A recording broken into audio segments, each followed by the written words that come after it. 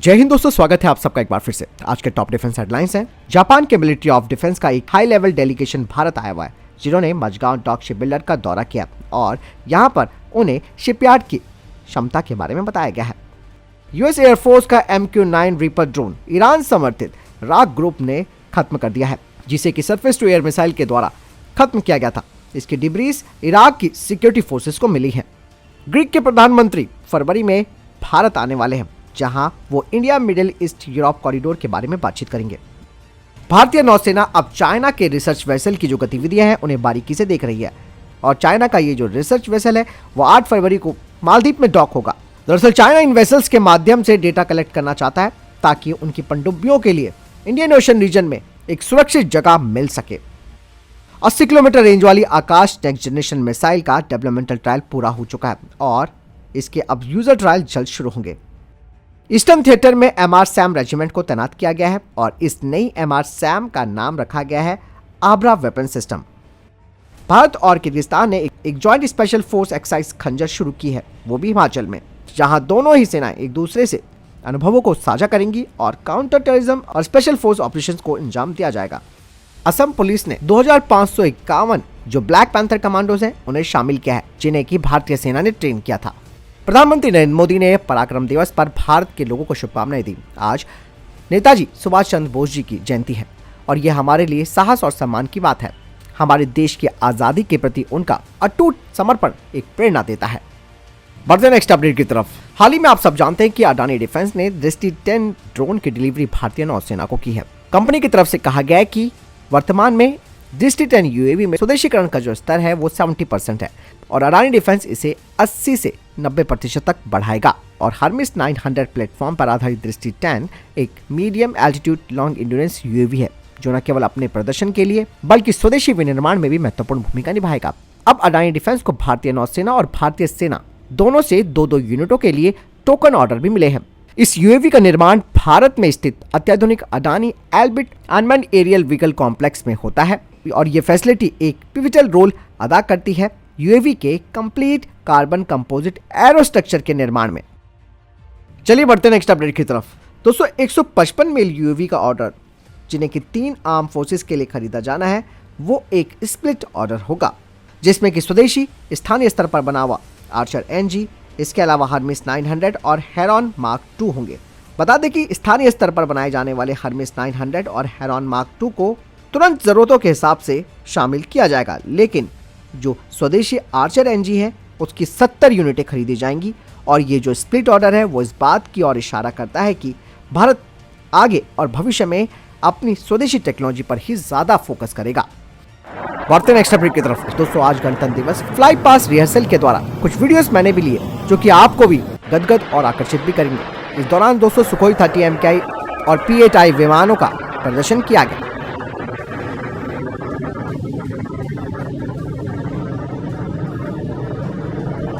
बढ़ते next update की तरफ।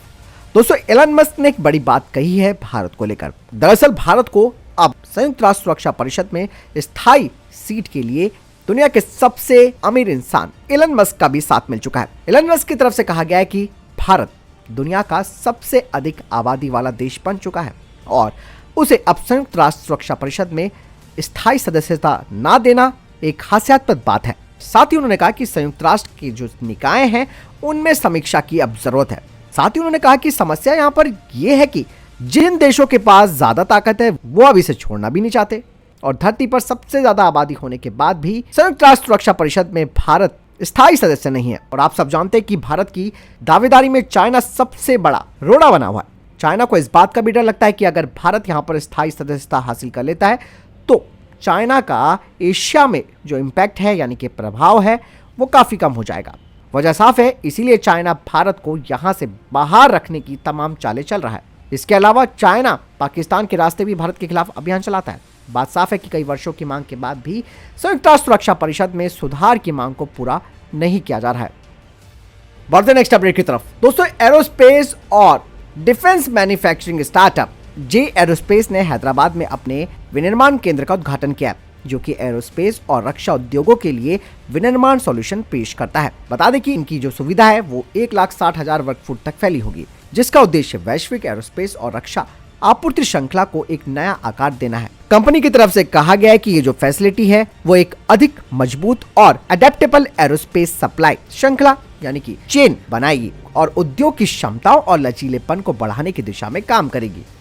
बढ़ते हैं नेक्स्ट अपडेट की तरफ। दोस्तों, गणतंत्र दिवस 2024 में भारत के स्वदेशी हथियारों पर ध्यान दिया जाएगा।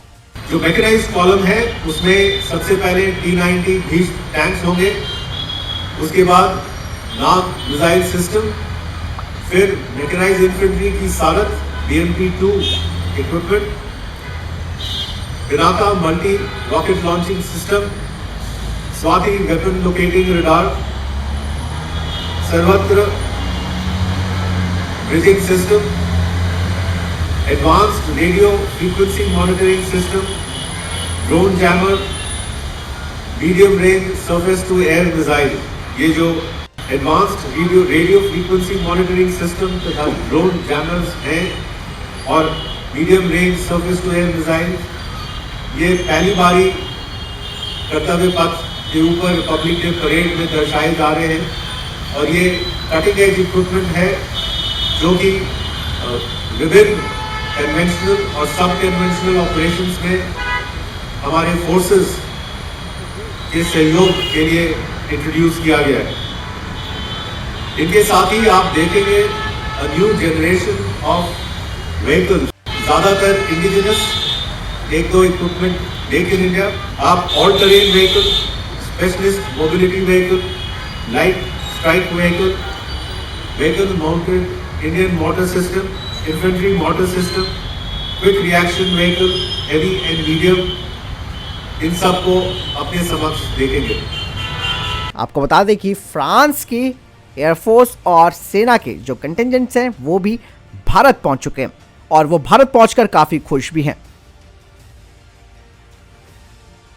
दोस्तों, महिला शक्ति और नारी शक्ति का उदाहरण इस बार आपको गणतंत्र दिवस समारोह के दौरान दिखेगा। आपको बता दें कि भारतीय सेना के आर्टिलरी रेजिमेंट के जो महिला अधिकारी हैं वो इस बार भारतीय हथियारों को यहां पर प्रदर्शित करेंगे। एक खास इंटरव्यू उनके साथ। To join the Indian army. इसके अलावा हम अपने इक्विपमेंट के बारे में बहुत अच्छे से पढ़ते हैं, सिंस हम सब गनर्स हैं और गनर्स की शान उनकी गन्स होती है। तो हम अपने गन्स की रखवाली करते हैं, हम अपने गन्स को पढ़ते हैं और जो इनकी रखवाली करते हैं और इनको साफ रखते हैं, इनका अपकीप रखते हैं, उनकी इज्जत करते हैं। Ma'am, what's your good name और आप क्या रिप्रेजेंट कर रही हैं? I am Lieutenant C.A. Chinoni. I am the supernumerary of Weapon Locating Radar Swati. This is your first time, ma'am?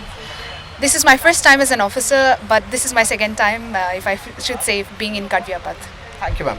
तो दोस्तों, आपने देखा कि महिला सशक्तिकरण को देखते हुए भारतीय सेना में जिस तरीके का जोश और जज्बा है वो दिखते ही बनता है। इसमें कोई दो राय नहीं है। इक्विपमेंट कुछ भी हो उस पर कोई फ़र्क नहीं पड़ता कि उसे महिला ऑपरेट कर रही है या फिर पुरुष ऑपरेट कर रहा है। तो आप सबका एक बार फिर से मैं धन्यवाद चाहूँगा और जय हिंद आप सबको। बढ़ते नेक्स्ट अपडेट की तरफ। दोस्तों, आसमान में अब जल्द ही बम वर्षकों की एक नई नस्ल सामने आने वाली है। पेंटागन के अधिकारियों ने कहा कि B-21 रेडर को कम दर वाले प्रारंभिक उत्पादन को अब अधिकृत कर दिया गया है और यह अगली पीढ़ी के स्टेल्थ विमान के विकास में एक महत्वपूर्ण मील का पत्थर है, जो कि पुराने बम वर्षकों को बदलने और अमेरिका के हवाई शस्त्रागार को मजबूत करने के लिए तैयार है। B-21 रेडर का उत्पादन अब आगे बढ़ रहा है और यह निर्णय नॉर्थरॉप ग्रूमैन की मजबूत विनिर्माण योजनाओं के मूल्यांकन के साथ साथ कठोर जमीन और उड़ान परीक्षण के बाद लिया गया है। उम्मीद अब ये की जा रही है कि B-21 पुराने हो रहे B-1B लांसर और B-2 स्पिरिट बॉम्बर्स की जगह लेंगे। अमेरिका की वायुसेना के लिए कम से कम 100 विमानों की योजना है और रेडर भविष्य में अमेरिका की रणनीतिक निवारक क्षमताओं को बनाए रखने में महत्वपूर्ण भूमिका निभाएगा।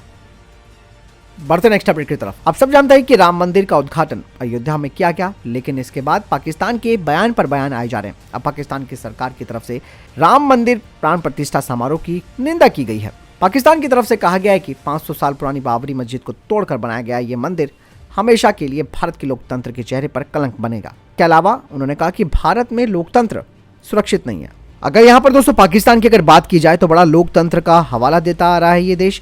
बात साफ हो जाती है यहाँ पर कि पाकिस्तान जहाँ लगातार हिंदुओं के साथ अत्याचार किए जा रहे हैं, जबरदस्ती वहाँ पर धर्म परिवर्तन किया जा रहा है, इस पर तो कोई बात बोलता नहीं है। इसके अलावा ईसाई भी पाकिस्तान में सुरक्षित नहीं है और भारत को यह धार्मिक घृणा पर ज्ञान दे रहा है। आपको क्या लगता है इस बारे में? कमेंट सेक्शन में लिखकर जरूर बताइएगा। बढ़ते नेक्स्ट अपडेट की तरफ। मिजोरम के लैंगपुया हवाई अड्डे के पास एक बड़ा हादसा हुआ है। दरअसल म्यांमार की सेना का एक विमान क्रैश हो गया और इस हादसे में 6 लोग घायल बताए जा रहे हैं। वहीं मिजोरम के पुलिस अध्यक्ष यानी कि डीजीपी ने कहा कि बर्मी सेना का विमान दुर्घटनाग्रस्त हुआ और इस हादसे में कम से कम 6 लोग अभी घायल हैं। साथ ही उन्होंने बताया कि पायलट के साथ विमान में कुल 14 लोग सवार थे, 14 में से 6 लोग घायल हैं। घायलों को हॉस्पिटल पहुंचाया गया है। बता दें कि ये जो हादसा हुआ है वो लैंडिंग के वक्त हुआ और आप सब जानते हैं कि इस वक्त म्यांमार में सत्ता संघर्ष के दौरान जो स्थिति है वो काफ़ी टेंशन वाली बनी हुई है और म्यांमार से काफ़ी ज़्यादा संख्या में सैनिक भागकर जान बचाने के लिए भारत की शरण भी आ रहे हैं। तो फिलहाल ये थे अभी तक के टॉप डिफेंस अपडेट्स। वीडियो के सामने कोई प्रश्न जवाब है, आपको कोई सवाल है कमेंट सेक्शन में लिखकर जरूर पूछ सकते हैं। मिलता हूं नए वीडियो के साथ। चैनल जरूर सब्सक्राइब कीजिएगा। जय हिंद, वंदे मातरम।